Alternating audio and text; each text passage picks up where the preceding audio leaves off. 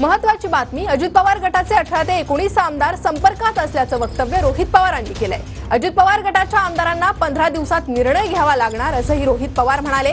तर शरद पवारांनी अजितदादांच्या मंत्र्याच्या मतदारसंघातील उमेदवारही ठरवले असा दावा रोहित पवारांनी केलाय।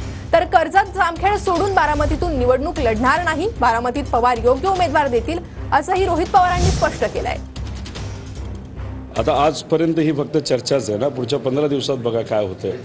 आता तुम्ही दादा जर पुढे बसले असतील आणि मोठे नेते जर तिथं बसले असतील तर पुढे बसणारा आमदार काय करणार? हो, आम्ही तुमच्या बरोबर आहोत।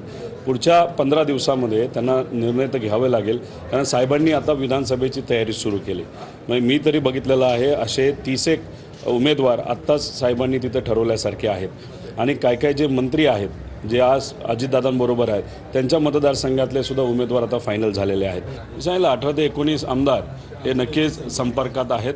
त्यातले किती घ्यायचे ते पवार साहेब आणि जयंत पाटील साहेब ठरवतील। रोहित पवार बारामतीतून उभा राहणार नाही म्हणजे नाही।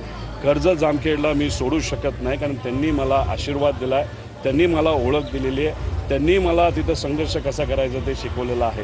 त्यामुळे मी कर्जत जामखेडला सोडू शकत नाही, पण इथं योग्य असा उमेदवार पवारसाहेब नक्कीच देतील एवढे इथं